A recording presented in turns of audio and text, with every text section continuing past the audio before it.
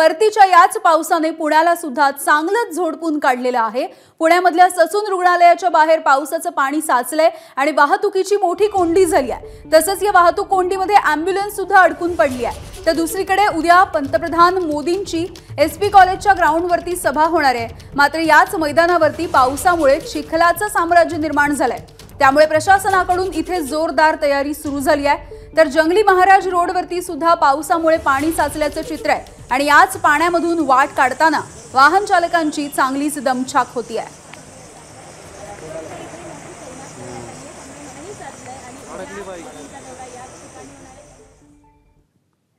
तर पुण्यामधल्या जंगली महाराज रस्त्यावरती साचलेल्या पाण्याचा आढावा घेतलेला आहे आमच्या प्रतिनिधींनी।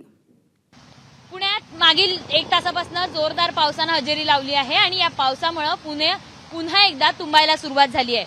मी आहे सध्या पुण्यातल्या जंगली महाराज रस्त्यावर, जो महत्त्वाचा रस्ता मानला जातो। त्या रस्त्यावरही पाणी साचायला सुरुवात झाली आहे। काही वेळापूर्वी या ठिकाणी मोठी वाहतूक कोंडी झाली होती, मात्र ही वाहतूक कोंडी आता काही प्रमाणात सुरळीत होताना आपल्याला पाहायला मिळते। काही वेळापूर्वी अग्निशमन दलाच्या गाड्या असू देत किंवा ॲम्ब्युलन्स असू देत या ठिकाणी अडकल्याचं देखील पाहायला मिळालं होतं। मात्र आता ही वाहतूक सुरळीत झाली आहे। पाणी वाढतंय, पावसाचं प्रमाण वाढतंय, जोरदार पुण्यात पाऊस सुरू आहे आणि त्यामुळे आता पुण्यातले अनेक रस्ते पाण्याखाली जायला सुरुवात झाली आहे। या रस्त्यांवर महत्त्वाचं म्हणजे खड्डे नाहीयेत, त्यामुळे अनेकांना गाड्या सुरळीत चालवायला प्रामुख्याने मदत होतंय।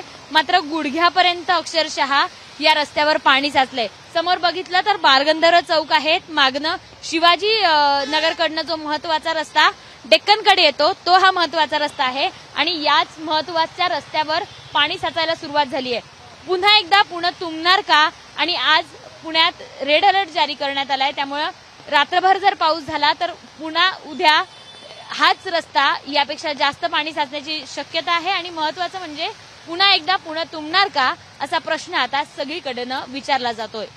कॅमेरामन राजेश बिडकर सह शिवानी पांढरे, एबीपी माझा, पुणे। तर आज नेमका कुठे कुठे पाऊस बरसलेला आहे बघूया।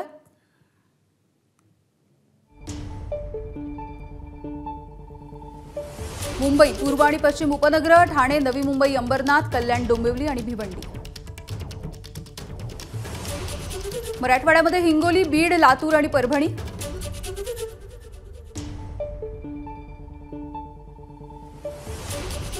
तर कोकणामध्ये रत्नागिरी आणि रायगड।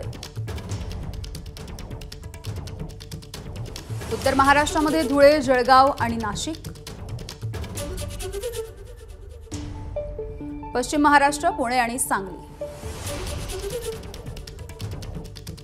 विदर्भ, बुलढाणा, वाशिम, भंडारा, गोंदिया।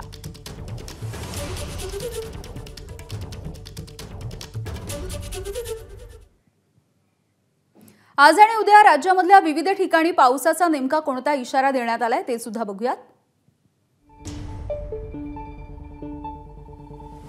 मुंबई ठाण्यासाठी आज मुसळधार पावसाचा इशारा आहे, येलो अलर्ट देण्यात आलाय।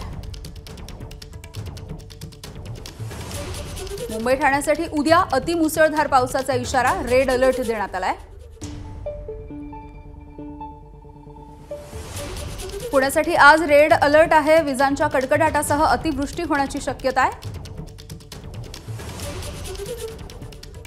नाशिक, अहमदनगरला वादळी वाऱ्यासह मुसळधार पावसाचा इशारा देण्यात आलाय। औरंगाबाद, जालना, बीडमध्ये मुसळधार ते अतिमुसळधार पावसाची शक्यता आहे, ऑरेंज अलर्ट दिला गेलाय। विदर्भामध्ये सुद्धा मुसळधार पावसाचा इशारा आहे। एबीपी माझा, उघडा डोळे बघा नीट।